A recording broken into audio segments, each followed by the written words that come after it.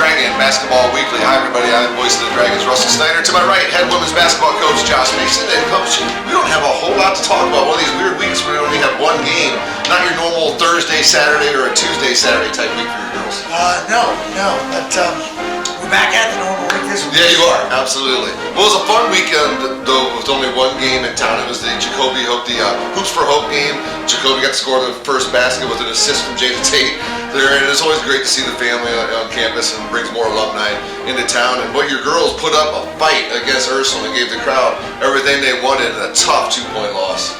Yeah, no, it was certainly a battle. I was proud of the kids, the way they fought for 4 quarters, and it was a 30-point game the first time, and to have it a 2-point game was quite the experience for us. Well, really credit your girls coming out in the second half of that 15-2 run to get you guys back in the game and actually take a lead, I believe, for a little while. Got it right back to tie and all. But talk a little bit about the message this time at halftime. Because last time we talked about your halftime, you guys were in and out of there so quick because you loved how the energy your girls played, went right back on the wood. Tell us a little bit about the difference this time at halftime and brought your girls out with that big run. I think we just had to settle down during halftime, and I think the girls, their desire to win was blocking the fact that we were actually playing pretty well. And they were just so disappointed at how we were playing in the first half that I was just trying to remind them that we're doing an okay job, and we're going to take our punches in the second half. So once we got time to rest, also with Ursuline's pace in transition, how fast they like to play. Yeah, you mentioned that last week, and you're right. Yeah, the kids didn't mind just chilling for a little bit. I bet. And I think you can credit Ursuline's defense as well, because they did a really good job of kind of in the first half not letting you guys get into the things you wanted to. They made a real concerted effort to make sure that some of your players didn't get off early on in the game and kind of control that momentum throughout. So I think you got to credit their defense a little bit as well in the first half. Absolutely. Coach Ward always does a good job. And obviously with how we played against Ashland, it kind of put us on notice. Mm-hmm. and she was able to look at that and took some things away. But we found our stride a little bit in the second half. Well, yeah, 28-6 bench scoring advantage for your Dragons and 24-12 points in the paint advantage for your Dragons. Was that kind of a concentrated effort to get the ball into the paint, or was those bench points specifically by the virtue of who you're bringing off the bench what led to that points in the paint differential? No, I think points in the paint is something we kind of stressed from the beginning of the year, and the importance of getting a paint touch before we kind of get a shot. So the kids were getting there and we were executing. We mentioned Katara earlier, the freshman point guard who's really gaining confidence and gaining minutes for you. She led you with 15 points on Saturday against Ursuline. Yeah, she found her stride there. She calmed us down when she came in, and that's what's great bringing her off the bench.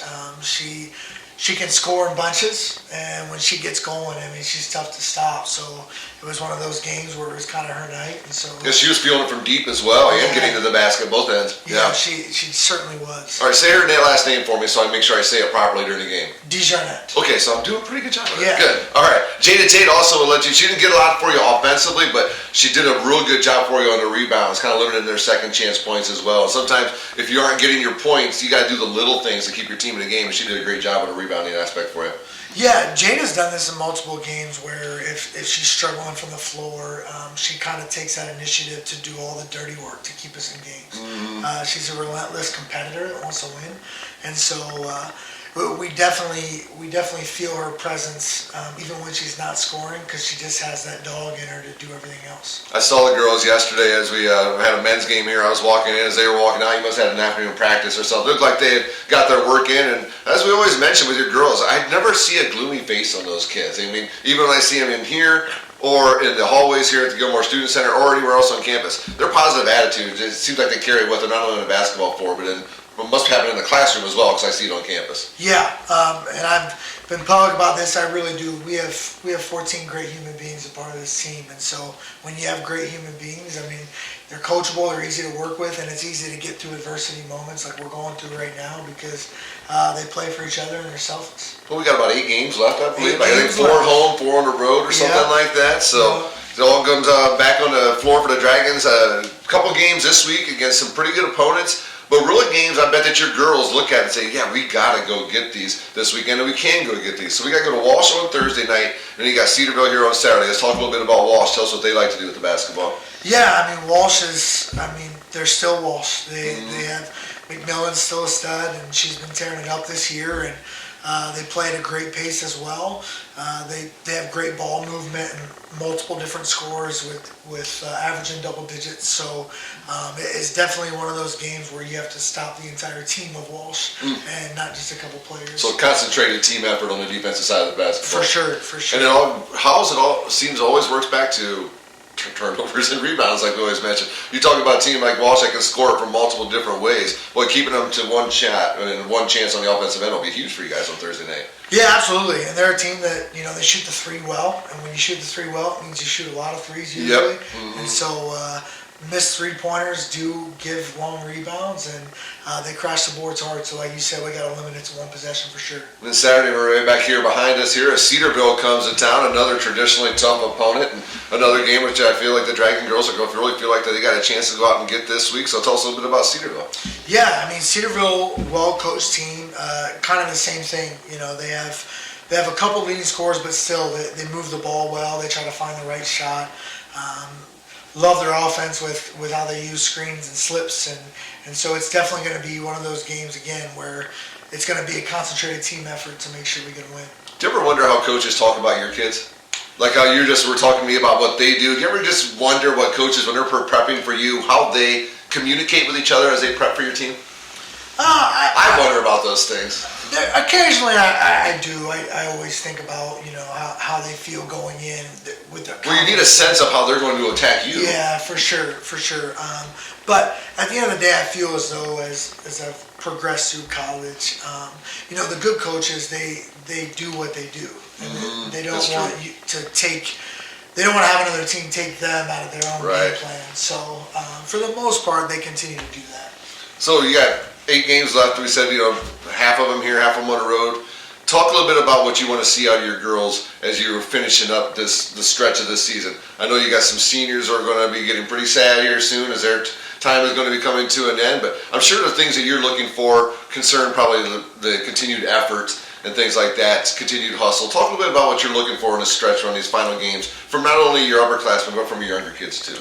Yeah, I think, at the end of the day, we're looking to finally put 4 quarters together. I feel like on both ends of the floor for 40 minutes. We've had glimpses of where we played 30 or 32 good minutes, but wanting to put a full 40 minutes together. And then, at the end of the day, the first team meeting we had, we went over John Wooden's definition of success, which is the satisfaction of you doing your best to become the best you're capable of becoming. So, for us, the wins and losses will hopefully take care of themselves, but we're just trying to play the best game we've ever played with the next one. Right. Well, continue that success, right? Yeah. And you got a great group of kids. Like I said, I see them on campus and here in the gym, and their interactions with me are always spectacular. Same with their families as well. It's always fun hearing from the families of the kids here, when we do our broadcast on the great Midwest Digital Network. Pretty cool stuff. Well, Coach, Thursday at Walsh and Saturday here against Cedarville. Again, you get all the links to the video streams as well as the radio broadcast at GoTippinDragons.com. Just click on the women's basketball schedule, and all those links are right there ready for you. So, Coach, go get a couple this week, and we'll have a little bit more to talk about next week. Only one game last week, but this week we'll have a little bit more. Absolutely. All right, we'll see you again. He's Coach Josh Mason. I'm Russ Snyder. We'll be right back with Coach Tom Church of the men's program. Welcome back to Dragon Basketball Weekly. Now it's time to talk men's basketball with head coach Tom Church. Coach, how are we doing today, sir, after a big win last night? Yeah. Any win's a big win right now at this point in the season. Well, we'll get to that one. It's a unique. We just talked to Coach Mason. Only had 1 game to talk about instead of our normal 2. Normally we have 2 games to talk about, but this time we got 3 games to talk about. So let's quickly go back to last week. We'll touch quickly on the game at Salem where the Dragons fell. And really the story of that game, Coach, was Rodney Smith going off 47 points against you in that game, and a couple big runs for Salem, and your team just got it close and then just got away from you at the end. Yeah, and we went into the game not at full strength, right. Which that's obviously not an excuse, but we didn't really figure that out until really game day where we made a decision with Wes to kind of shut them down. And then halfway through the game, Ian had tweaked a groin injury, so that kind of threw another loop into it. But Rodney Smith got going; he's our leading scorer. He started making shots, and it's one of those things where we've had guys too. They get cooking, and all of a sudden than It's that. fun to see sometimes, but not when it's happening against you. No, I mean, there was a few shots they had banked in and just got going, and we had kind of cut it down to about eight, I think, with about 12 minutes to go. I was watching on their stream. And then they hit back-to-back threes, and then, we're talking about 3 games, and at this point in the season, it's weird that 2 of them were non-conference games. It is very weird. And, we had just kind of worked that one into the schedule, and with about 6 minutes to go, we just kind of felt there was a point where, hey, we got to start getting ready for Saturday. I just didn't think that we had it in us that night to kind of come back, especially So on the sometimes road. you got to cut your loss on the night. And credit to Salem, they came ready to play, and they got us. So it was one of those games we obviously looked at the end of the night and said, hey, we've got some things we got to work on, but. Right now at this point in the season, I mean, it's our focus is it's conference play. Yeah, we only got less than 10 games left on the schedule. Then on Saturday, the Dragons went to his old stomping grounds, Ashland, and a team that the Dragons week prior played a fantastic game and got a win against Ashland. And then he went out to Ashland and a very hard-fought game, close game. Ashland a little run at the end of the first half to get a little bit of separation and some free throws in the final minutes, but. Really, those 2 games, if you're looking back at those, you faced 2 teams that shot the daylights out of the basketball, both those games. Yeah, I was really proud of our team in the second half at Ashland. I mean, we got down 20, and at the end of the first half, we had one of our droughts. And, I don't know, though. I felt like I was like, again, West did not play in that game. It was another game to where it was like, hey, like if he tweaks it again, now he's going to, so let's get him back to full strength. So he didn't play, but I felt we were a little bit more prepared for our rotation. And I never really felt like we were out of that game, even down 20 in the first half. Right. And all of a sudden, I think it was about 8 minutes to go, we cut it to 8, and we had missed 4 free throws in that run where we got it down around the 12 or 13 minute mark. We had missed 4 free throws where it could have been a 4 or 5 point game. Right, you cut down to a 2-possession game. We cut it down to, we almost cut it down to a 2-possession game. So I was super proud of the way that we fought back and played, and specifically offensively in the second half. I thought we did some really, really good things. A few guys were a little bit more assertive, which was really good to see. So, it was a tough loss, but, being on the road is something that this final 8 games, I think we got 8 games left. I think you get 4 and 4, right? Yep, 4 and 4. This final stretch is, going to have to be, obviously we got to hold court at home, but on the road, we have got to find a way to figure out to avoid those end of the first half droughts. Right. Yeah. Right. To droughts, and it's a tough. Those are tough to come back from sometimes. And your kids definitely did, and like you said, you were just a few missed free throws away from that being a 2-possession game, like right inside the second to last media timeout. Well, they've had some issues as well. I think Malone, they lost at Malone. I watched that game too. And I think Malone went on a 25-5 run to finish the game or something like that. So we knew they've had their issues as well with those droughts. They're a really good defensive team. So that's why we felt like we were really never out of the game if we could make a few shots and kind of get going. And we did. I thought Ian played a really, really good game, especially in the second half. Made some shots, kind of settled everybody down. So he led you with 16 points. Karius chipped in with 6 rebounds. Josh Rivers had 5 assists in that game. And even though you were shorthanded in the paint with your big man with Westall, there were still 70 combined points in the paint in that game between the 2 squads. So that speaks to me like there's a little physicality. Well, and that was one of the things at halftime. We said, we've got to have some guys step up, specifically getting the ball, getting some paint touches, not necessarily off the dribble, but in the post. And I thought Josh Rivers especially was really, really good at he's just a playmaker. Yeah. Not that he has to score every time he touches the paint, we mentioned his passing last week. Doubling and all that stuff. So yes, his passing. So and then we were able to draw some fouls, get to the free throw line, stop the clock, chip away, and really make it a tight game there at the end. Just you mentioned the free throw shooting your end, missing the 4. Credit them. Their free throw shooting making at the end of the game is what stretched it out. Yeah, and you got to take some positives away from things. Even in a loss like that. We had said, the way that we played in the second half and the way that we got going, like those are going to be things that you can build on possibly later and learn from later in a game. Down the stretch, you can't. It wins and losses. You can't get too high or too low on either of them, and you got to move forward. But we got to find some positives. And I thought specifically in the second half, we played some good basketball. Is that one of the hard parts of coaching? Is being able to take your emotion out a little bit and relay that message to the kids? Like, I know this hurts, but gosh, guys, we did some really good things. And especially where we're at, with this season where, we got off to a little bit of a slow start, but when we are healthy and we have a full roster and we're really, we can do some things. And like I said, finding a way to win on the road and avoid those droughts is going to be huge for us down the stretch here with these final 8 games. Well, last night the Dragons had another non-conference game here, a game that was scheduled recently due to a scheduling conflict or a few weeks ago on the schedule. East-West University out of Chicago. I didn't know a whole lot about the school. Right there in downtown Chicago, Michigan Avenue. It's got to be a pretty interesting place to go to school for crying out loud. But, and they've got some guys that they can pull right there from the city, and they've played a couple teams in our conference. They played Kentucky Wesleyan, they played Ashland. They've played some other Division II teams. They've even played 2 Division I teams. They played Lindenwood and Chicago State. So it was good for them to be able to come in here and that's where the placement of this game was moving towards the end of the season here. They had a couple good players as well. Jaha Jackson had himself a night last night for them. He got tough, but he wanted to get to the basket. He was kind of hard to stop. They had 2 Jacksons, and the other one was their leading scorer that we did a fairly good job on. But they've got a couple guys that can really score, and they got some depth. And I was pleased with our effort last night, on both ends of the floor. The chance that we had to get everybody in, and not only get everybody in, but everybody played.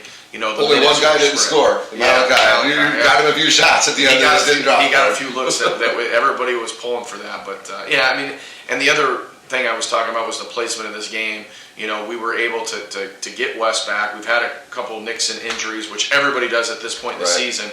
But, we felt we had a couple guys on minute restrictions last night, which being able to play a few guys, kind of get them back going into Thursday, I think is going to be important for us. And we made some shots and did some things good offensively, which can kind of maybe hopefully, catapult us and get us going. Your shooting percentage actually came down in the game, and you finished with 57%. So you guys were shooting right around 63% for a good majority of that game. A 55-33 rebound advantage, 28-11 assist advantage. We mentioned the 70 combined points in the paint against Ashland, 98 combined points in the paint. A lot of that was at the end of the game, guys getting to the basket. I think the thing that I'm most proud of, and we told our guys at the end, was the 28 assists. And you look at our points. We didn't have anybody. 11 points leading scorer when he put up 109 points. That's you don't care. No, you don't.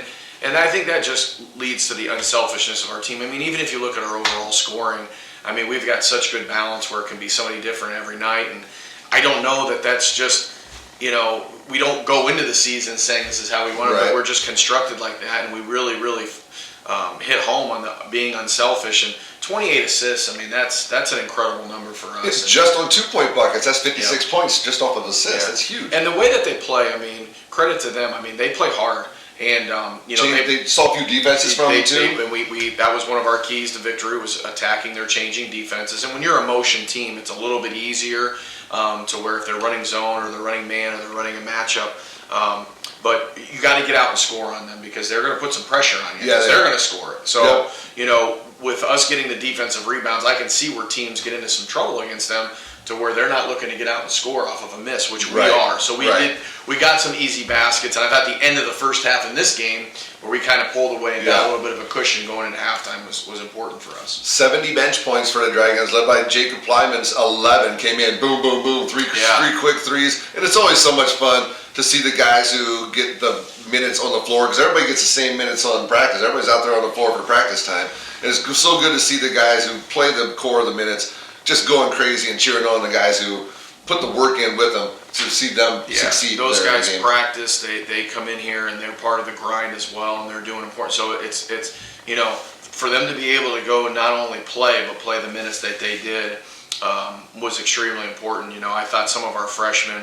I thought Casey Hunt played a great game. He plays so hard. Rebound and defense as well. Rebounding and defense, and he does a lot of things too that don't show up in the box score. But I think with a player like him, he moves so well without the ball. Today's game, everybody just dominates the ball. Everybody wants guys that can dribble, drive, and all that. And you need those guys, but you better have some players that can move well without the ball and that can cut, can use screens, and he's somebody that can certainly do that. LJD's highlight reel last night on that alley-oop dunk, fantastic. He really is, and he's starting to kind of show some things which which we see all the time, and maybe he doesn't get as much as an opportunity in games, but he shows how talented he is. And then you had already mentioned Jacob.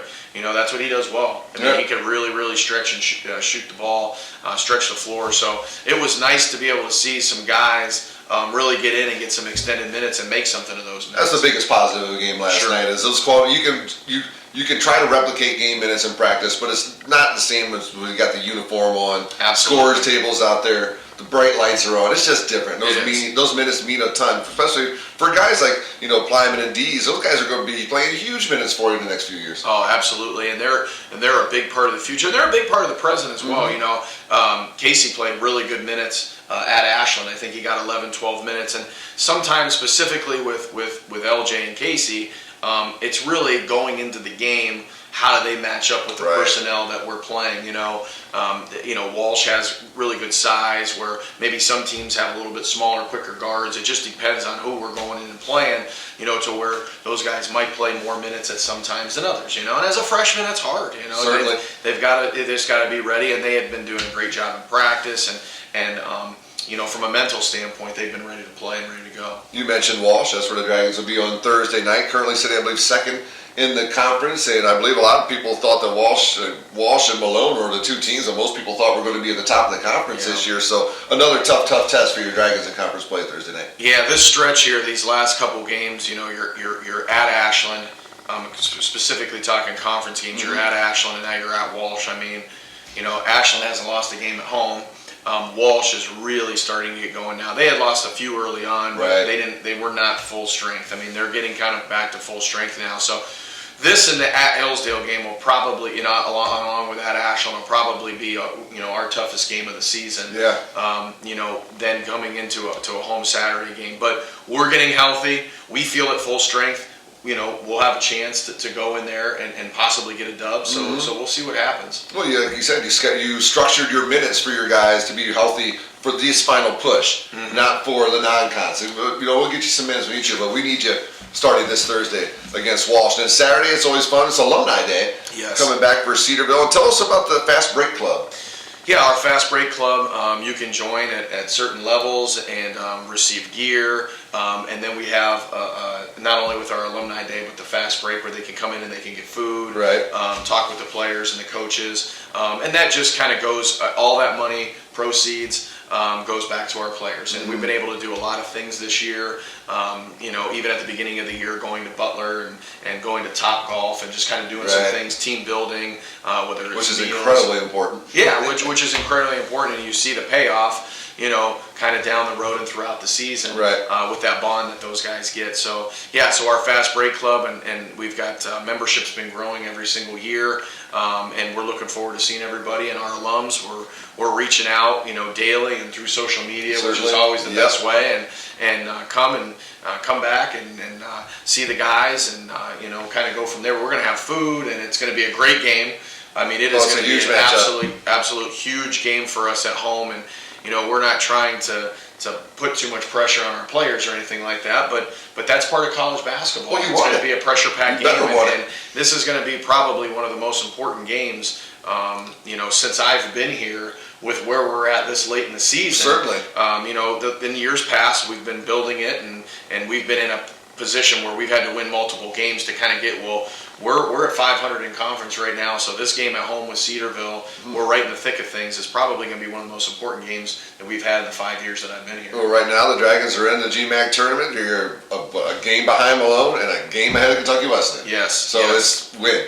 And there's, everybody's trying to schedule watch, because, you've got those top teams and then those teams at the bottom that are chasing you. So, everybody's kind of looking at the schedule. But this last 8 games, you just never know. You can look at the schedule all you want, but as we've said before, what matters is what your guys do out here. They take care of the business and everything else doesn't matter. And we've really fed off of our crowd, so we're hoping that we're going to take it one game at a time. Obviously, we've got Walsh on Thursday, but we're open on Saturday. We got an absolute great crowd with the alumni, Fast Break Club, the students, family.